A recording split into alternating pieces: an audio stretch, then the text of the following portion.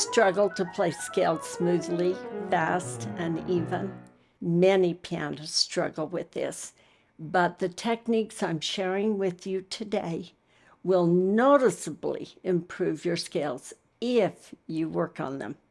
I suggest that you practice the exercises in the free PDF that I created for you that's linked in the description.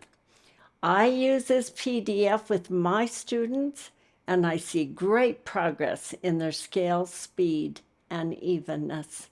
I hope you won't grab the PDF and run, because I have some great tips to show you throughout the video that will improve your scale technique. One of the problems that I see in scale playing by my students is their arm and hand position and how they're able to get under with their thumb and over their third and fourth fingers. The thumb needs to cross under smoothly, but there needs to be room to get that under. And crossing back over, there needs to be some elbow out here to help that. This doesn't help if you're in here trying to get that thumb under if the elbow is tucked to your side. These motions need to be very smooth, as you see when I do it. I hear my students playing bumpy and uneven scales because they just plain flat forget to get their elbows out. The minute I point out to them that they need to raise their hand and to let their elbows be out so that they can get under easily and that they have room to get under easily, it changes everything. Here's a medium speed scale. Now watch my arms.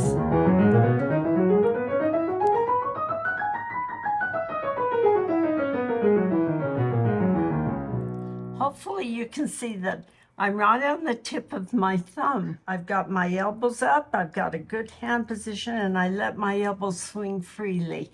That means you need to sit far enough back that you can let them swing freely. This motion is very, very important as you're starting to learn a scale.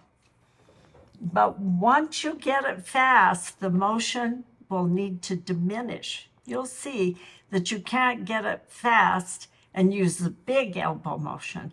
However, as you get it faster, the elbow motion will still be in there.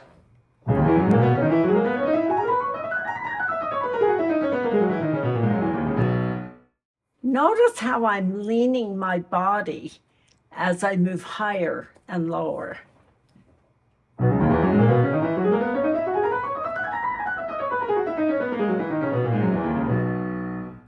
Another thing I encourage you to practice and be conscious of is your tucking under of your thumb. Make sure that you're doing it the minute you play your second finger.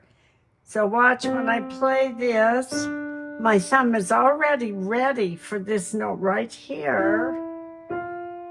Now look at where I'm tucked under here. It's very important to get those thumbs under and ready for what's coming. I'd like to demonstrate some important tips with a few exercises from my free PDF. With practice, these exercises will help you master the under and over technique in scales. I've included rhythm variations that will strengthen your dexterity and help you smooth out your scales and speed them up. The rhythm in this exercise will push you to get your thumb under more quickly.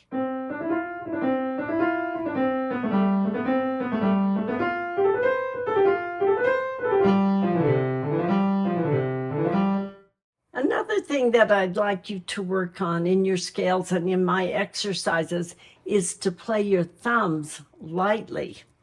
That's another cause of choppy scales, is because students tend to drop down with their thumb.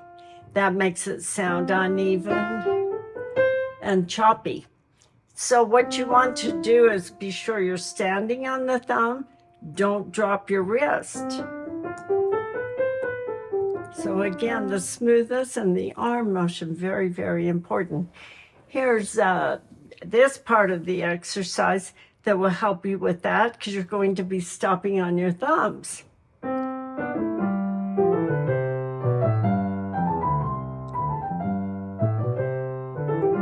That helps you to be very aware of how you're playing your thumbs. Here it is fast.